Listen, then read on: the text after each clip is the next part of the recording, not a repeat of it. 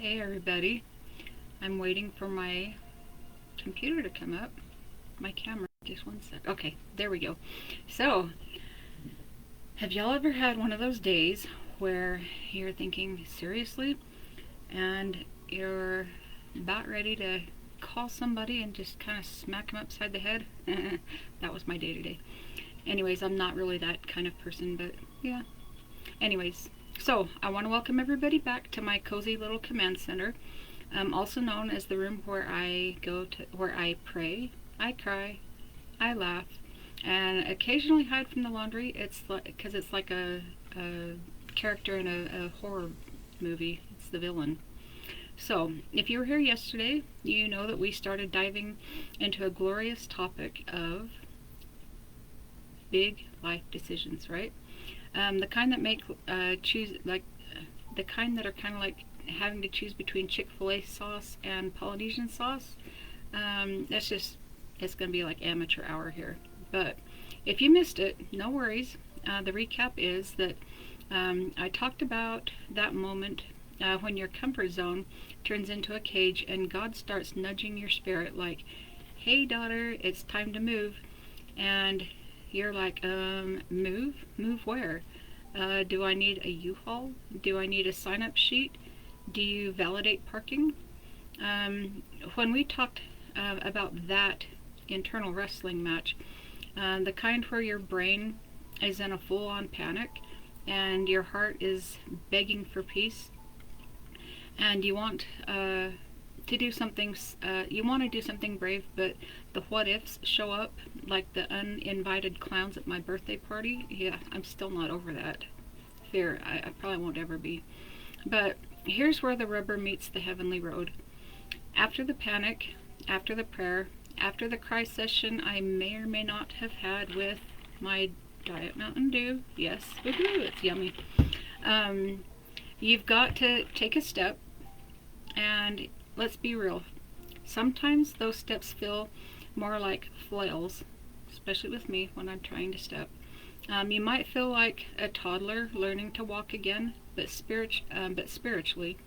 And it's like saying, "Jesus, I love you, but can you please hold both of my hands and my one ankle too?" But here's the truth. God doesn't need your step to be perfect. He just needs you to take it.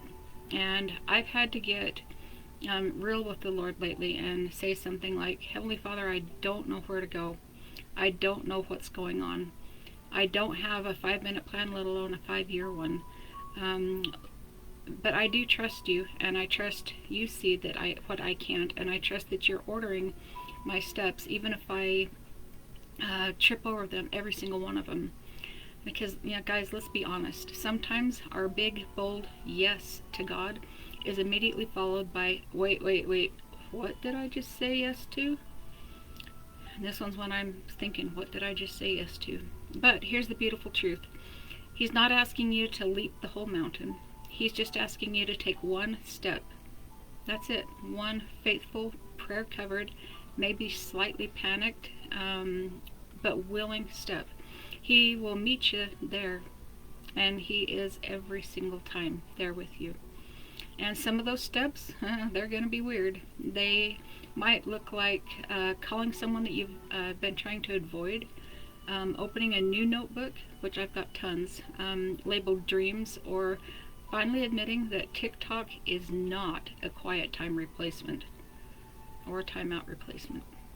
You might stumble, you might feel ridiculous, you might even accidentally pray mid-sneeze and ask for guidance, while also requesting allergy medication like Benadryl. Oops, I shouldn't have said that. But I've been there twice today. I seriously have. But here's what happens when you just keep going. You build strength, you build spiritual muscle, and you move away from that itchy hand-me-down rug, just surviving into a life that was actually designed for you. God is not calling you to a life of fear. He never has. I don't know a God of fear. I'm never afraid of him.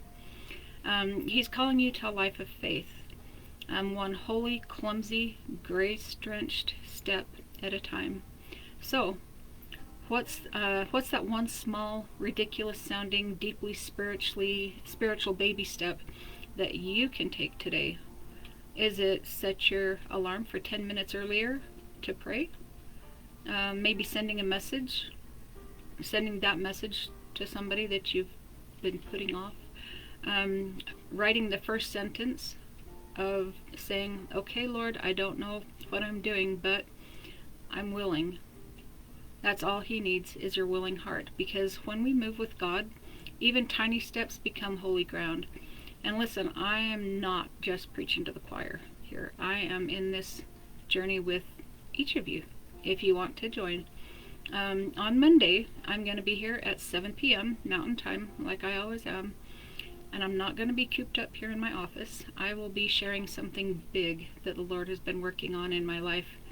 And I'm terrified. I'm a little cautiously excited. And I'm walking this out, wobbly knees and all. So, be here. Bring your heart. Bring your notebook. And bring your snacks, like I've got sitting right here. My yummy, yummy popcorn. It's got tahini and Parmesan on it tonight. So that if you bring snacks, there's no judgment, because I always have mine. Anyways, you are capable of amazing things, especially when you walk with God.